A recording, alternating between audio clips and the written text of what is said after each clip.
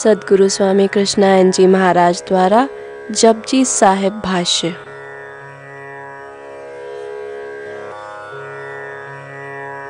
श्री गुरु ग्रंथ साहिब में श्री गुरु नानक देव जी की अमृतवाणी जपजी साहिब की 23वीं पौड़ी। साला ही साला एती सुत न पाइया, नदिया अते वाह पवे समुंद ना जानिए। समुंद साथ सुल्तान गिरहा सेती मालतन, कीड़ी तुल न होवनी जेतिस मनो न विसरे। कबीर साहब कहते हैं कंकड़ पत्थर चुन के मस्जिद दिया बनाए, तापर मुल्ला बांग दे बहरा हुआ खुदा। खुदा बहरा हो गया है, लाउड स्पीकर से बांग दे रहा है। तुम लोग ही कहता है, सब कहता है। सुबह सुबह में यहाँ पर आए रोज ध्यान वान करते हैं, तो जब ध्यान बैठते हैं तो ये भी सब 4 बजे से लगा देता है माइक। 1 दिन 2 दिन 3 दिन झेले, इसके बाद कहेगी यार अब तो क्षमा कर। जो हम 3:30 बजे तक जगते हैं, लेकिन वो नहीं सुन रहा है, वो भी सुनता है, प्रेम से भी कहेगा तो वो सुनेगा। लेकिन हम लोग जानते हैं कि नहीं सुनते हैं। कहते हैं कि हम लोग भी, वह गुरु नानक देव कहते हैं, हम लोग भी मस्जिद में सुनाते स्तुति करते हैं जोर जोर से, लेकिन उसकी स्मृति नहीं आती है, स्मरण नहीं आता है। यदि तुम्हारे स्मरण में आ जाए तो उसकी स्तुति करने की जरूरत नहीं है, चिल्लाने की जरूरत नहीं है। कबीर साहब जिसे उसूरत कहे हैं, बुद्ध उसे स्मृति कहा है। और बहुत बड़े दार्शनिक थे कृष्णमूर्ति, उन्होंने कहा है सेल्फ अवेयरनेस। उसी बात को उन्होंने कहा, सेल्फ अवेयरनेस यानी जागरूक भाव रखना। और गुरुजीएफ उसको कह रहा है सेल्फ रिमेम्बरिंग। घूम फिकर वही है ना।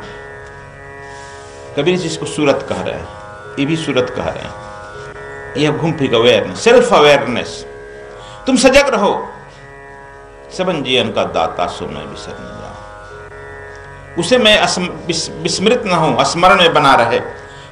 वही कहते हैं कि देखो, तुम लोग देखा होगा राजस्थान की औरतें, गया होगा उधर तक जाता है, घड़ा पर घड़ा औरतें रख लेती, 2-4 घड़ा सर पर रख लेती है। एक हाथ बाएं हाथ में भी रख लेगी, दाहिने हाथ में लड़के को लेकर चल देगी अपने, और 2-4 औरतें आपस में बात भी करते चलेगी। कोई शरीर खाली नहीं ना है, लेकिन ना उसका लड़का छूटता है, ना उसका घड़ा गिरता है, और बात भी करते चली जाती है। क्या है यह? सेल्फ अवेयरनेस है। उसकी सूरत उस घड़े की तरफ लगा। कछुआ को जानते हो? कछुआ जो है अपने अंडे को दूर रखता है जमीन पर, बालू में, रेत में, और कछुआ अपने रहता है जल के अंदर। उसकी अवेयरनेस लगी रहती है, सूरत लगी रहती है, वह सूरत से कछुए को पालता है। तुम्हारी सूरत नहीं है, बच्चे को हरदम छाती से लगाया रहेगा। बच्चे को तुम तब तक से नहीं छोड़ेगा जब तक से बच्चा तुम्हारे छाती पर लात नहीं रख देगा। तो कहे क्या तुमको इसी दिन के लिए पाले थे? अरे यार, तुम पाला था कि तुम मुंह में फंसा है, पाला था कि मुंह में। तो सूरत से भी काम चल जाएगा, कछुआ भी चल जाता है। गुरु नानक देव उसी को सुना रहे हैं, बता रहे हैं। उस परम प्रभु की तरफ सूरत लग जाना ही सन्यास है, और उसको भूल जाना ही, विस्मृत हो जाना ही संसार है। हरदम उसका सूरत लगा रहे, बना रहे। और उसी को सूरत करने के लिए हम लोग कहते हैं जो हरदम सुनेगा। गुरु नानक देव पहले कहें कि सुनो, उसी सुनत को कहते सुनो। कोई गुरु जो है एक बात को 2 बार 4 बार भी दोहराता है, घुमा फिरा करके। क्यों? तू सुनता ही नहीं है। चलो अब नहीं सुना, इधर से कह देंगे तो सुन लेगा, उधर से भी नहीं सुना तो फिर सोचता कि चलो अच्छा इधर से कह देंगे तो सुन लेगा, नहीं तो सुनेगा। वो तुमको सुनाने के लिए विभिन्न प्रकार के बात के कई बात से कहता है, लेकिन तू कसम खा लेगा हम सुनेंगे नहीं गुरु जी, आप कहते रहोगे इधर, तब क्या कर सकता है? तो कहते हैं कि स्मरण करो। परंतु हम लोग अनाहत प्रणव सुनते नहीं हैं। हम गए हैं, तुम लोग भी गया होगा हेमकुंड साहब। हेमकुंड साहब केवल बैठ जाओ और तुम सुनने लगेगा, तुम्हारा अनाहत खुल जाएगा। तुम स्पष्ट सुनने लगेगा, लेकिन तुम वहां पर बैठ कर सुनता नहीं है। वहां भी हम लोगों ने व्यवस्था कर दिया सेवादार का, और वहां जनरेटर चलता है। वहां एक पेड़ नहीं है 10-20-50 किलोमीटर में, नहीं है ना। ऑक्सीजन की अपनी कमी है। जनरेटर चलने पर बताओ क्या होगा? वाइब्रेशन से पहाड़ गिरेंगे, बर्फ गिरेगा, और तुमको सुनने में भी कठिनाई होगी। जिस तुम परमात्मा को सुनने के लिए गुरु गोविंद सिंह अपने वहां पहुंचे हैं पूर्व जन्म में, लक्ष्मण जी सुनने के लिए गए हैं। हम लोग इसलिए जाते हैं ना पर्वत पर, ऊंचा पर, घाटी में, कि हम अपने को सुन सके, हम गुरुत्वाकर्षण से मुक्त हो सके। लेकिन हम लोग फिर अपने सन सुविधा के अनुसार इतना कर लिए हैं कि नहीं, हम तुमको सुनने नहीं देंगे। तब क्या करेंगे? हम सुनाएंगे। वहां भी माइक लग गया, इको हो गया ना। तो हम लोग पूरी जिम्मेवारी, ठेकेदारी ले लेते हैं कि अब सुनने नहीं देंगे। गुरु नानक देव कहते हैं कि स्मृति करने, यह जो है बार बार पूजा पाठ जो हम कर रहे हैं, उससे कोई फायदा नहीं है यार। केवल अपनी अवेयरनेस रखो, उसको सुनो, उसके प्रति स्मृति को हरदम रखो। कभी साहब कहते हैं अनुभव की आशा करो। वह जो शून्य है वहां तक लेके चला जाता है। हम लोग मुंह से कुछ और बोलते हैं, मंत्र तंत्र, और मन कहीं और घूमता है। करते कर में तो माला घूमे, मनवा घूमे चौदीस, घूमता है ना। कर में तो माला घूरे, मनवा घूमे चौदीस, चारों दिशा मन घूम रहा है। क्या है? प्रार्थना हुआ? जो कबीर साहब कह रहे हैं वही गुरु नानक देव कह रहे हैं कि प्रार्थना हुआ है, सुनो। इसको भी हम लोग रट लेते हैं, इसका भी पाठ करने लगते हैं, उतारते नहीं है अपने में स्मृति को। कबीर साहब कहते हैं पंडित बात बदनते झूठा। पंडित जितना बात करता है वह झूठ बात है यार। केवल सुनो, और सुनने से ही तुम्हारे चल जाएगा। जैसे नदी नाले समुद्र में गिरते हैं, लेकिन उसको जान नहीं चाहते, उनको होश नहीं है। वे प्रतिपल समुद्र की तरफ बढ़ रहे हैं, लेकिन उनको होश नहीं है। मैं समुद्र में मिल रहा हूं, मेरा अंतिम लक्ष्य यही है। तुम जाने और अनजाने किसी तरह से उस परमात्मा की तरफ लगातार बढ़ रहे हो, लेकिन तुमको होश नहीं है। यदि होश रहे कि मैं परमात्मा की तरफ बढ़ रहे हैं, परमात्मा हमसे मिलने आ रहा है, तो हम प्रसन्नता से भर जाएंगे, अहोभाव से भर जाएंगे। लेकिन नदी नाला को उदाहरण दे दिया है, जैसे वह जो है जड़ है और गिरते वक्त गिड़गिड़ाता है, गिड़गिड़ाने गड़ने का आवाज आता है ना, नदी नाला जहां मिलती है। हम लोग भी उस तरह से पूरी जिंदगी रो रो कर निकाल देते हैं, और परमात्मा की स्मृति हम लोग भुला देते हैं। कह रहे हैं कि कोई बहुत बड़ा सेठ धनी हो, राजा धनी हो, समुद्र और पर्वत की तरह उसका धन हो, लेकिन उस कीड़ी के तरह भी नहीं है उस परमात्मा को जो स्मरण करता है। कीड़ी माने उस चिट्टी के तरह नहीं जो आदमी परमात्मा को स्मरण करता है। आखिर क्या परंपरा है? भारत की परंपरा है कि एक लंगोटो धारी, मात्र शरीर में एक लंगोटी है। श्रीचंद जी का फोटो देखा होगा, लंगोटी और एक हाथ में कमंडल, और कुछ नहीं ना है। मात्र हाथ में लंगोटी है और हाथ में कमंडल है, कमर में लंगोटी, हाथ में कमंडल, और मुस्कुराते हुए अपने पथ पर जा रहा है अकेले, कोई ना आगे न पीछे, न उसके पास मोबाइल है न कुछ है।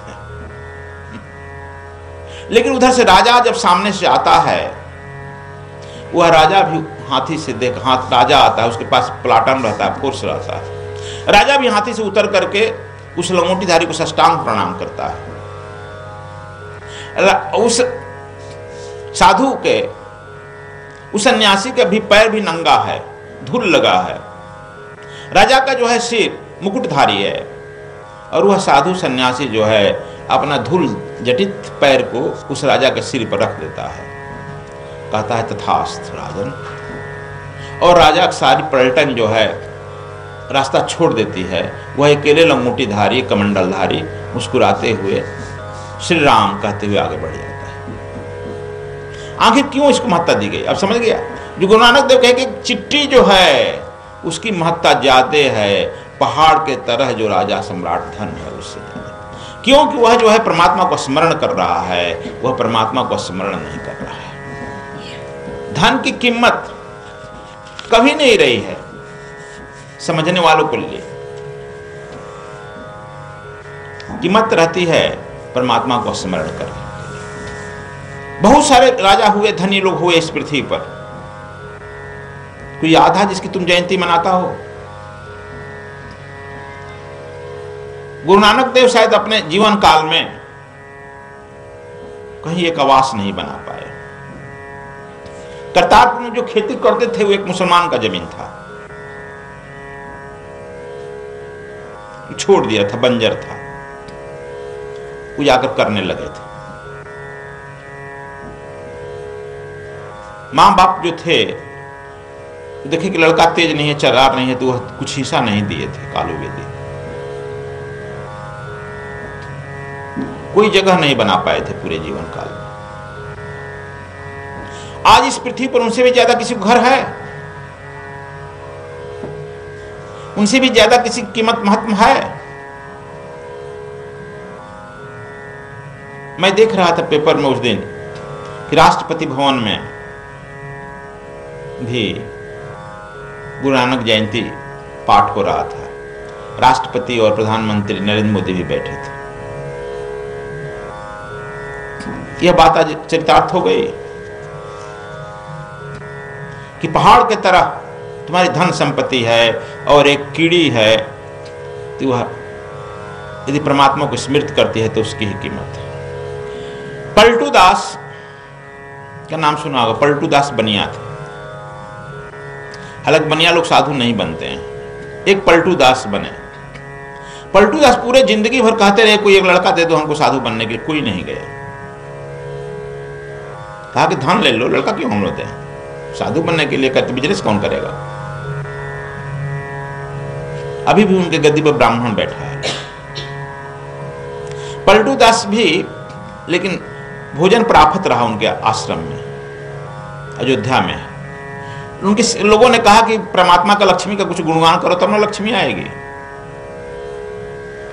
पलटू दास कहे कि जब अपने पद में कहे कि लक्ष्मी चंदन की चेरी, जितनी संत जावे तित मांगे हेरी। कहा कि लक्ष्मी जो है संतन की चेरी है, दासी है। जिधर जिधर संत जाएंगे उधर उधर उनके सेवा में तत्पर रहेगी। यह गुणगान हुआ। लेकिन तुम लोग एक घटना बताए भी होंगे। वहां पर एक बहुत विद्वान, बड़े विद्वान महात्मा हो गए, पंडित ब्राह्मण। कुछ दिन की ही बात है, उनसे मिले थे तो सोचे कि हम, संतों की परंपरा है कि एक मंदिर बनाकर खड़ाऊ रखा जाता है। ये विद्वान पंडित थे, कहे कि खड़ाऊ से क्या होगा, कौन दान दक्षिणा देगा, क्या बात है, इस बनिया का पूजा कितना दिन करें। संतत्व गुरुत्व चला गया। जब संतत्व में, गुरुत्व में तू जात देख लेगा तुमको कुछ नहीं मिलेगा। तो उन्होंने एक लक्ष्मी नारायण का बहुत बड़ा मंदिर बनाया। उसके लिए बहुत बड़ा दान दक्षिणा भी मिला और खूब बड़ा मंदिर बना, दान दक्षिणा मिल गया तबे ना। और पूरे अयोध्या के लोग आए, खाए पिए भी। रात में उसी में सो गए, खुशी में कितना बड़ा मंदिर का आज हमारा शिला उद्घाटन हो गया। सुबह उठे तो उनको देख करके सब लोग भाग रहे थे इधर उधर। उनके जो भाग रहे थे शिष्य से बोला, पूछे कि क्या बात है, क्यों हमको देखकर भाग रहे हो तुम इधर उधर? कोई कह नहीं रहा था। एक ढीठ था थोड़ा सुनी, कहा कि अपना मुहम्मा देखना लो जरा गुरुजी। मुहम्मा कहाँ देखे, शीशा लगा हुआ था चारों तरफ उसमें। गुरुजी अपना मुहम्मा देखे, सब मुंह जो है सफेद कुष्ठ हो गया था। रात में धड़ाम से गिर गए। अब ये कौन पाप किए भाई? सब कहता कि हम ऐसा कोई पाप नहीं किए जिसका परिणाम मिले। लेकिन कल हमने कहा है, नानक देव कह रहे हैं कि जो जो तू बोया है वही काट रहा है, वही खाएगा, दूसरा नहीं मिलेगा। सब साधुओं के ढूंढे, ज्योतिषियों के यहाँ भी घूमे, भाई देखो क्यों ऐसा हो गया। नहीं मिला तो ये जो है लक्ष्मी नारायण के मंदिर में 1 महीना रोए, गिलगिलाए, रोए, हे भगवान क्यों ये कर दिया, हमको तो कुछ करो मुंह। जब जो कोई आदमी कुष्ठ हो जाता है या कुछ अशुद्ध मुंह चेहरा विकृत हो जाता है तो राजगद्दी से हटा दी जाती है उसको। तुम्हारा ध्यान नहीं किया जा सकता है। तुम्हारी पूजा नहीं की। राजा को भेटा जाता है और साधु महात्मा में भी उसको महंत से हटा दिया जाता है। इस विधि विधान से हटा दिया गया। लक्ष्मी नारायण मंदिर में सोए, 1 महीना रोते रहे, तब लक्ष्मी नारायण की मूर्ति से आवाज आई, मूर्ख, गुरु का अपमान किया है, अभी तुमको कारण नहीं मालूम होता कि तूने क्या किया है।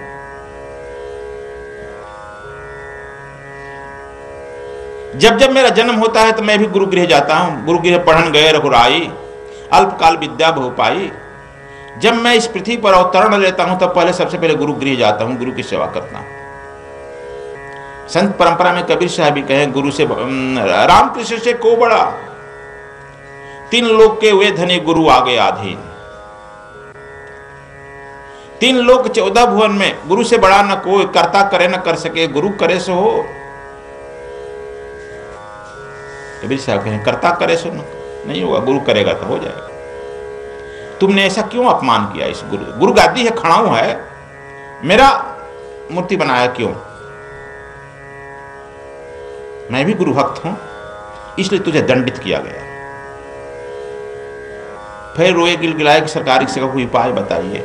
इसका उपाय यही है, अभी इतना बड़ा मंदिर बनाओ, इतना बड़ा मंदिर बनाओ कि इस हमारा जो शीर्ष है, जो मंदिर बनाया है, वह जो है सीढ़ी के नीचे जाए और उसके ऊपर अपने गुणों का खड़ाऊ रखो। सब सीढ़ी से जीना से चढ़कर जब जाएंगे स्टेयर से, उनका धूल जब हमारे ऊपर पड़ेगा, उन संतों का धूल, तब मैं पवित्र हो जाऊंगा, तुम्हारा कुछ ठीक हो जाएगा।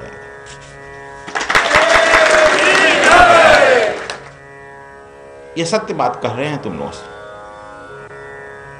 ये जाकर फिर संतों के घूमे अयोध्या में कोई महात्मा तैयार नहीं हुआ। बाप रे, यही करेंगे हम लोग, चढ़ेंगे तुम्हारे बनाने से। वे काशी में भी आए, वहां पर महात्माओं से मिले कोई 84। उन्होंने महात्मा जी वहां के, देख लो ही 500 रुपया, मैं तुम्हें चंदा दे रहा हूं, जाओ ऐसा ही बनाओ। फिर वे बनने नाने लगे महात्मा, वहां बना पलटू साहब का बना, फिर सीढ़ी वैसे ही बना, उनके सिर से होकर गया। जिस दिन भंडारा हुआ बहुत लोग नहीं आए वहां के, बट ऐसा भी होता है, भगवान के सिर पर तू बैठा देगा। एक बनिया को तो हम लोग जाएंगे नहीं गए, लेकिन उन्होंने अपना तन लगा दिया, धन मन लगा दिया था, किया। जितने संत आए सबको अच्छा से विदाई भी किया। अब जाकर के पलटू साहब उस जो है मंदिर बनाए थे, उसके खड़ाऊ पर सिर अपना रख करके ही सोते थे, रात भर रोते थे, अपना कहते थे। फिर 1 हफ्ता के अंदर आवाज आई, उठो बेटा, मैंने तुझे दंडित नहीं किया है। कोई बाप अपने बेटा को दंडित नहीं कर सकता। जिसका तुमने किया वो तुझे दंडित किया था, मैं तुम्हारा दंड माफ किया, मेरा दंड वह माफ भी नहीं कर सकता।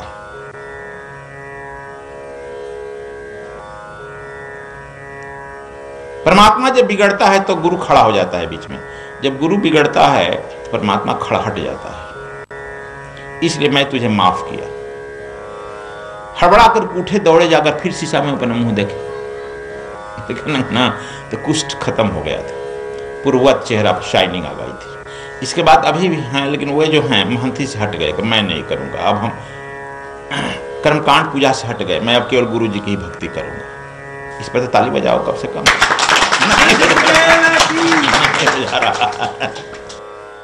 सद्गुरु स्वामी कृष्णानंद जी महाराज का जपजी साहिब भाष्य प्राप्त करने के लिए संपर्क करें 098 6888 6830। Sari sari sari sari sari sari sari